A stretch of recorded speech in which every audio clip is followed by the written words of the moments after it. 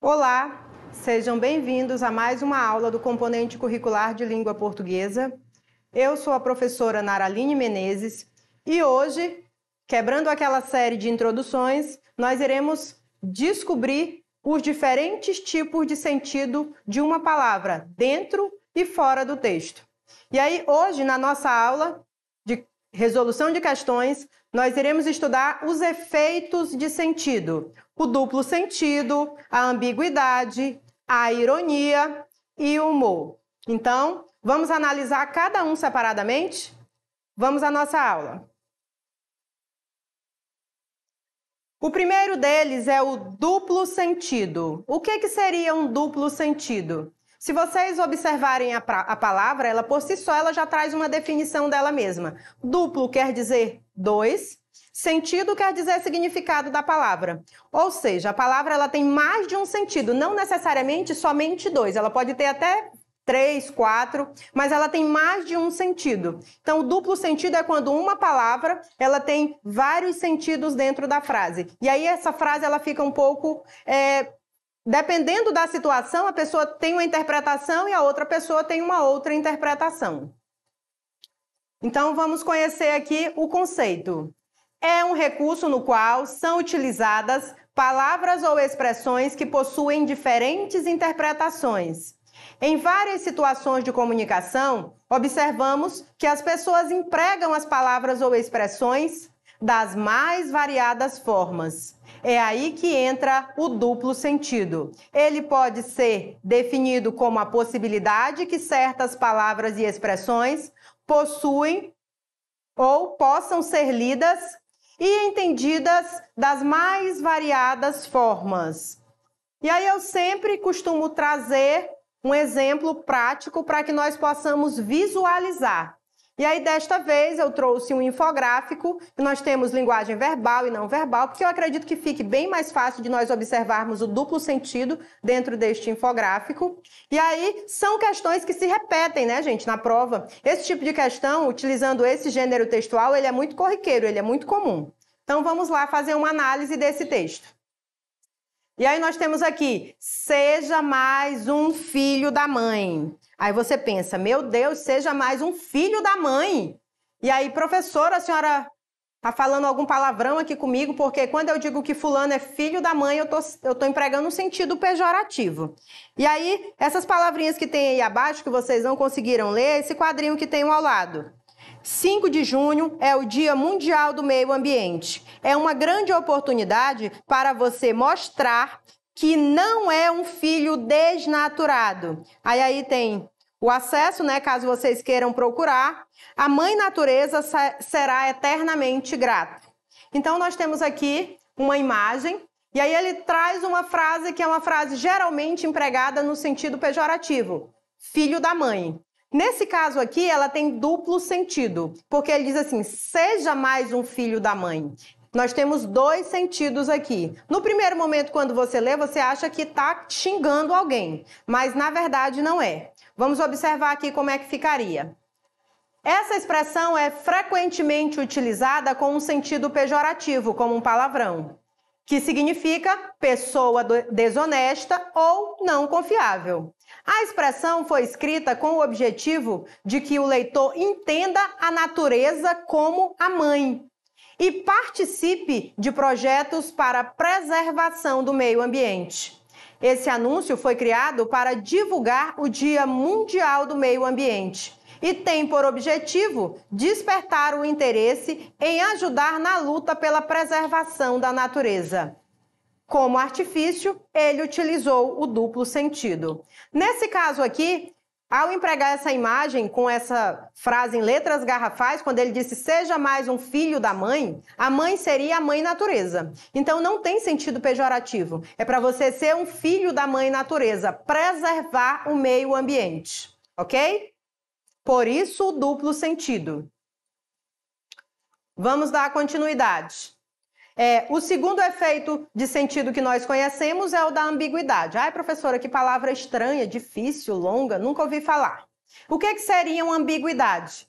É um recurso que, utilizado na maioria das vezes, ele não tem uma intenção, assim, a gente usa sem ter uma intenção. Por exemplo, trata-se de uma indeterminação de um sentido, tanto de palavras como de expressões, dificultando a compreensão do enunciado e, por isso, seu uso deve ser evitado. Quando o texto tem mais de um sentido, sem que seja de maneira intencional, ocorre a ambiguidade. Por exemplo, no duplo sentido, eu tenho um segundo ou um terceiro sentido dentro da palavra ou expressão, mas eu tenho uma intencionalidade. Por exemplo, seja mais um filho da mãe, eu tinha uma intenção. Eu queria que a pessoa se colocasse como filha da mãe natureza e valorizasse, preservasse o meio ambiente. Na ambiguidade, não. Eu tenho mais de um sentido, porém, esse mais de um sentido, ele não tem, por exemplo, uma intenção. Eu coloquei aquela palavra ou expressão ali dentro, ela gerou um outro sentido, que é uma ambiguidade, só que eu não tinha essa intenção de gerar esse segundo sentido.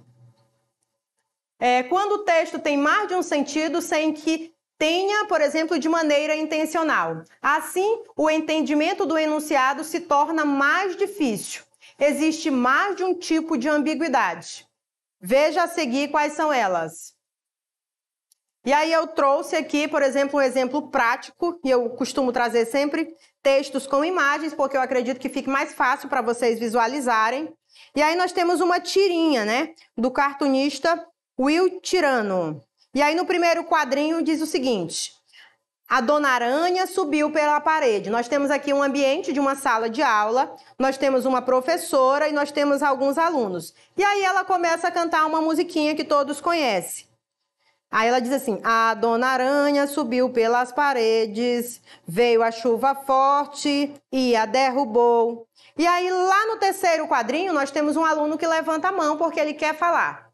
E aí ele faz um questionamento à professora. Professora, com licença, eu preciso fazer uma pergunta. Aí lá no quarto quadrinho ele de fato faz a pergunta: quem a chuva forte derrubou? A chuva forte, professora, derrubou a parede ou a chuva forte derrubou a Dona Aranha? Observe que até o momento em que a professora leu ou cantou a música dentro da sala de aula, ela disse que a Dona Aranha subiu pela parede, veio a chuva forte e a derrubou. Derrubou quem? A Dona Aranha ou a parede? Surgiu um questionamento. Então, quando isso acontece, eu tenho aí, professora, duplo sentido. Não, porque quando a música foi criada, ela não foi criada com a intenção de ter um duplo sentido. Pelo contrário, ela foi criada com a intenção de ser objetiva, direta, rápida. Porém, nesse caso aí, gerou uma ambiguidade para o aluno. Ele não sabe que quem caiu em decorrência da chuva, se foi a aranha ou se foi a parede. E tem sim uma lógica nisso.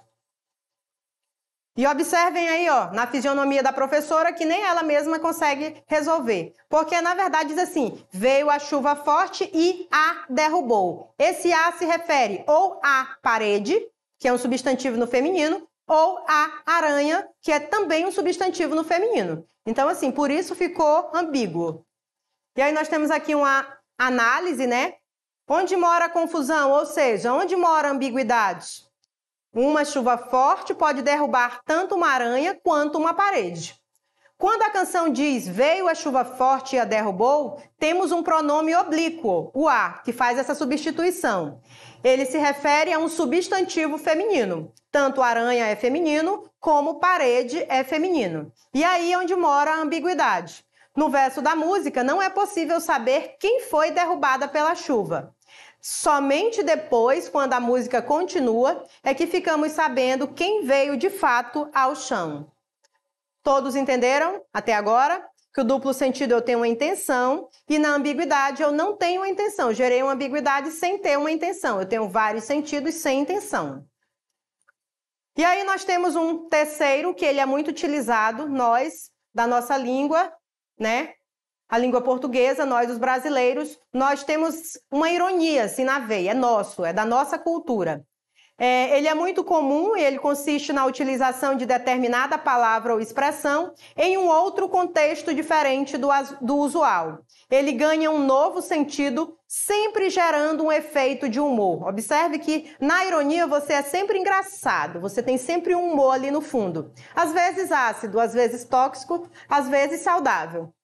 As figuras de linguagem também são utilizadas para gerar esse recurso. Por exemplo, o humor, ele é uma figura de linguagem, mas ele também é um efeito de sentido. Professor, o que seria um efeito de sentido quando eu estou me referindo à ironia? Geralmente, o professor, quando ele é irônico, por exemplo, dentro da sala, ele diz uma coisa e ele quer dizer justamente o inverso, ele está sendo irônico. Ele utiliza o recurso do tom da voz, né?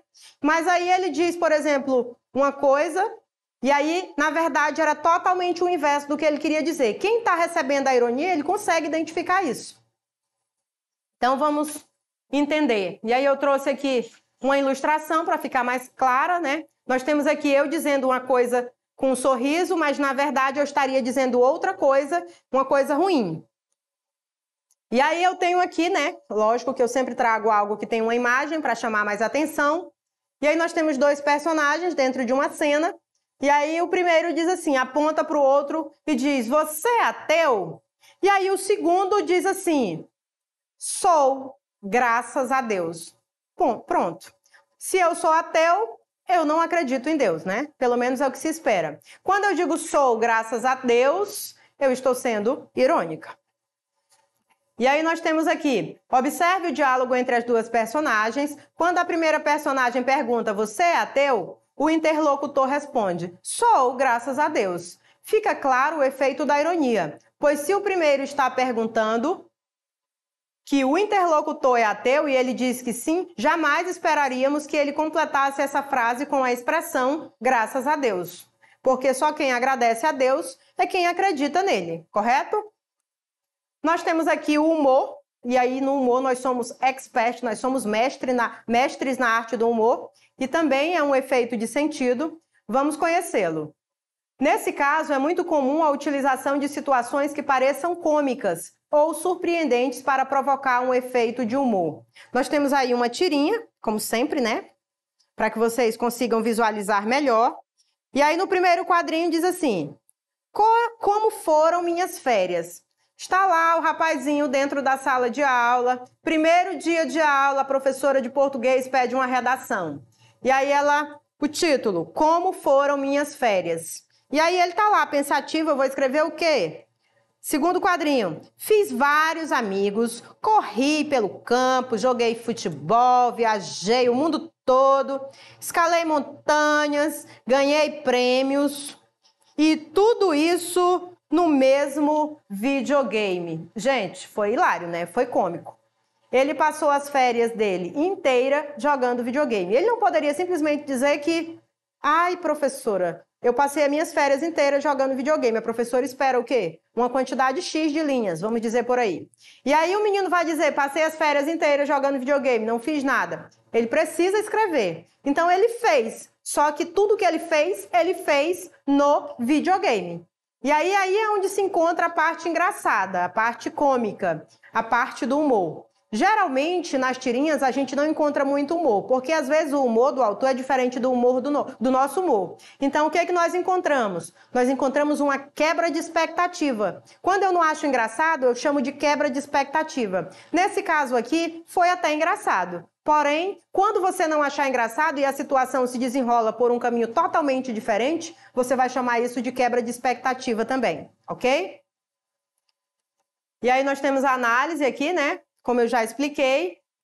E aí eu trouxe uma questão, porque nós temos que trabalhar as questões na prática. Lembrando que as nossas questões, elas são retiradas do livro A Prova Enem. Tá nessa versão número 1 aqui, correto? E aí vocês podem acompanhar. Em que página, professora? Na página 37, nós temos uma tirinha e logo em seguida nós temos algumas perguntas aqui. Então vamos fazer uma leitura da tirinha de forma assim bem intencional para saber qual a intenção dessa tirinha. Então nós temos lá, Níquel náusea. O barulho do carro. Nós temos aí o personagem, que é o cachorro, o barulho do carro. a chave no portão. Aí o cachorro já fica eufórico. Levanta o rabinho, fica doidinho. O cheiro do dono. Pronto, ele não se contém mais. A porta se abrindo. Observe aí, hesitação ao máximo. Ele está surtando, ele está morto de feliz. Ele já nem se contém mais em pé. Aí o dono abre a porta e aí ele desmaio de emoção. A hesitação dele foi tanta, ele ficou tão feliz que quando o dono abriu a porta, ele desmaiou, porque ele estava tão feliz, ele vem acompanhando o processo, desde o barulho do carro, desde a chave no portão, o cheiro do dono, até o momento em que o dono ele abre a porta. E aí quando ele abre a porta, ele diz assim: esse cachorro não está nem aí para mim. E aí, nesse momento, ele diz assim, o cachorro não está nem aí para ele. É uma quebra de expectativa. Por quê? Porque, assim, nós observamos ao longo de toda a tirinha que o cachorro está super ansioso com a chegada do dono. Ele está super feliz. Aí, do nada, quando o dono chega, ele chegou num ápice tão grande da ansiedade que ele desmaia. E aí, o dono interpreta justamente o inverso, o contrário, que ele não está nem aí para ele. E aí, nós temos agora a nossa questão. E aí, vamos lá. Na tira, o efeito de humor, observe aqui que ele já disse qual o efeito de sentido que foi empregado dentro do texto. O efeito de humor é criado pelo final inesperado. Lembra quando eu falei da quebra de expectativa? O autor constrói esse efeito ao. E agora nós vamos analisar as alternativas, lembrando que nós não podemos descartar nenhuma, precisamos ler todas.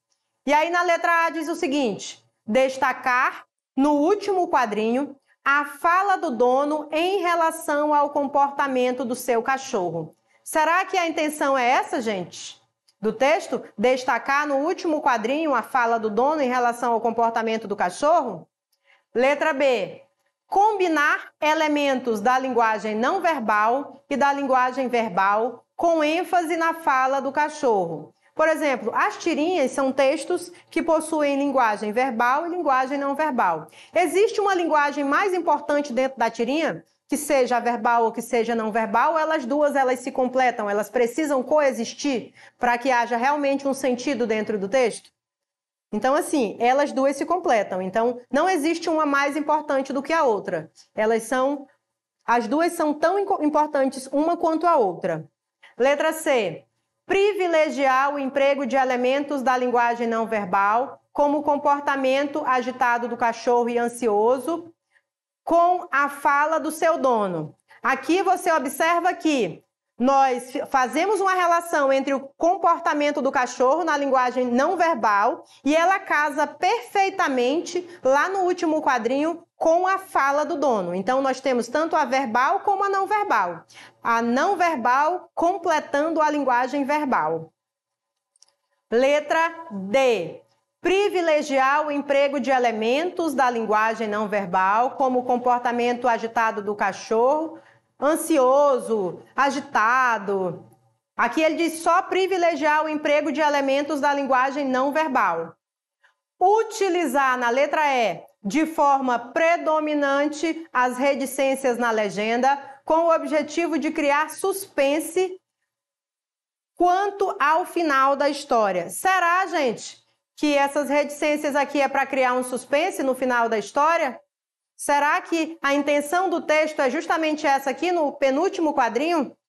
Então vamos lá. Eu quero saber o que, professora, nessa alternativa? Por que o humor foi empregado aqui? E em que momento esse humor foi empregado? Qual alternativa vocês marcariam? Letra A, letra B, letra C, letra D ou letra E? E aí? Responderam? Vamos ver se vocês acertaram? É isso mesmo. Privilegiar o emprego de elementos da linguagem não verbal. Nós temos aí linguagem não verbal como o comportamento agitado e ansioso do cachorro e a fala do seu dono. A fala do dono é não verbal ou é verbal? Verbal. Então, nós temos aí tanto a linguagem verbal como não verbal. Observe que o autor, quando selecionou essa questão, ele não utilizou a expressão linguagem verbal. Por quê? Porque a intenção é que você realmente faça uma reflexão. Ele falou privilegiar o comportamento do cachorro. Tem lá as imagens do cachorro na linguagem não verbal. Porém, ele não diz que a linguagem não verbal ela é mais importante do que a linguagem verbal. Pelo contrário, ele continua o texto e ele remenda com a fala do dono do cachorro. Então, nós temos aí, nesse segundo momento, a linguagem verbal, porque elas se completam dentro do texto. E aí, gente, a alternativa correta seria a alternativa da letra C.